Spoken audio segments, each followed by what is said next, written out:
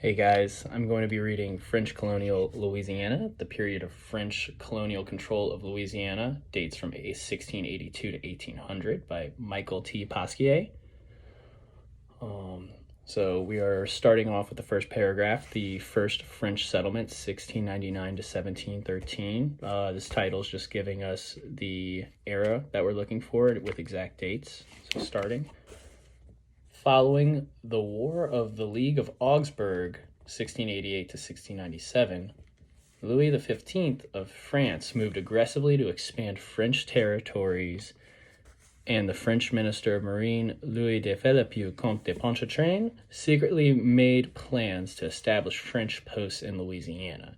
In doing so, Pontchartrain intended to undermine the colonial interests of the English, Dutch, and Spanish along the coast of Gulf of Mexico.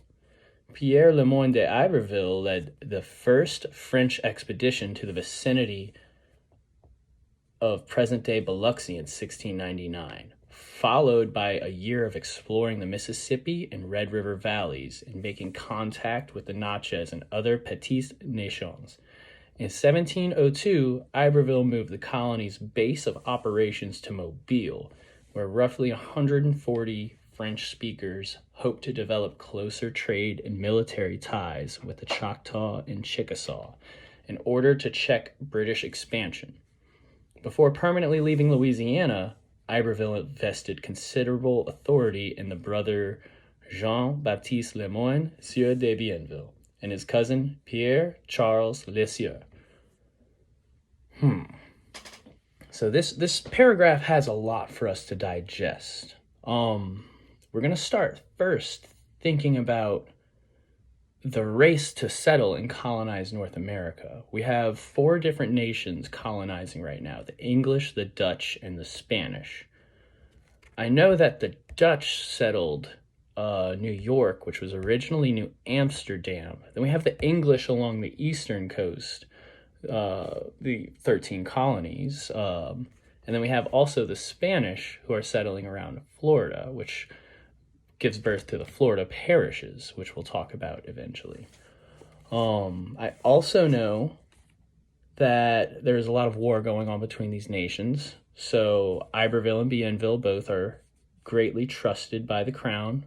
Iberville has military experience, and Bienville, his younger brother, has a natural aptitude under Iberville for both military experience and negotiating. So I'm thinking that there's going to be a lot of decisions they have to make, and I don't know if the crown is going to be there to support them the whole way. So let's move forward. French crown officials paid little attention to the needs of Lower Louisiana during the early 1700s because of their involvement in the War of Spanish Succession from 1701 to 1714. Lacking official support, Iberville and his elite associates were unable to implement the conventional French mercantilist practices of exploiting natural resources such as furs, minerals, and cash crops from colonial territories. To compensate for supply shortages, French colonists relied heavily on the slave labor and agricultural acumen of neighboring Native American groups. To protect against the slave raids and military advances of British allied tribes such as the Creek, Native American villages in the vicinity of Mobile developed close working relationships with the French. The Choctaw and Chickasaw were especially influential in how the French developed strategies to defend against British encroachment throughout frontier areas east of the Mississippi River. The close interconnectedness of Native Americans and Europeans during this early colonization phase convinced historian Daniel Usner to describe French colonial Louisiana as a frontier exchange economy influenced by local and regional networks, as well as transatlantic and global movements. Once again, a lot of information in this paragraph. But what do we think is important? So in the previous paragraph, I predicted a lack of support from the crown, which is the first statement in this paragraph. We can credit that to the War of Secession Spanish secession. We also note that there is little ability to enact mercantilism. With French colonization, their goal was to gain these natural resources and trade between only French colonies.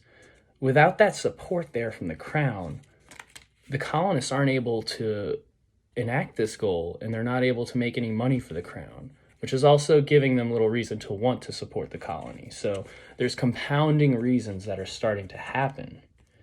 We can also see developing relations between the Native American tribes and the French. This is going to be something that we are going to see Bienville shine at. It's one of his natural aptitudes as a leader, and it's one of the things that's made him a proponent of New Orleans. So let's read on and see if we can find anything about that. A 1708 census recorded 339 individuals in the French colony, 60 Canadian coureurs de bois, that's wood runners and backwoodsmen, 122 soldiers, sailors, and craftsmen employed by the crown, and 157 Indian slaves and European men, women, and children. A handful of Catholic missionary priests traveled through or settled in the colony through with limited success at evangelizing. That's to convert or seek to convert someone to Christianity. Native Americans and gaining support from the French laity.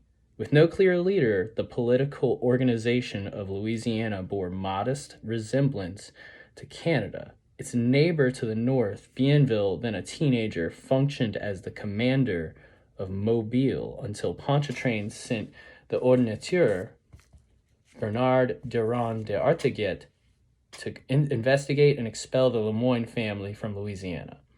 Quite the opposite happened, as Bienville became acting governor in 1711, replaced in 1713 by the founder of Detroit, Sieur Antoine de la Mothe Cadillac, as the first official governor of Louisiana.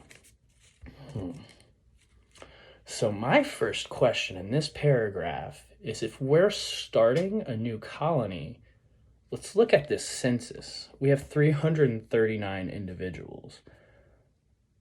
I remember 60 lumberjacks, 122 soldiers, and then they also had 157 various slaves. But did they have any farmers? I think that could be a problem. Because if you don't have any farmers, how do you feed your people? And then there was a lot of necessity for missionary priests and other evangelical types. At this time, I wonder why they would need so many priests. We know that the French place a great importance on religion. And if they're trying to convert people that don't speak French, maybe the priests are kind of functioning as a translator type role. We'll see way more importance placed on religion reading on. Also to note, Bienville coming back up again, being placed as the governor in 1711. It's also noted that he is a teenager when all this is going on. So it makes sense in my head why they don't want to put Bienville in such a large role. They are looking for someone with more experience, although Bienville has had a great deal of experience so far working under his brother. So let's move forward.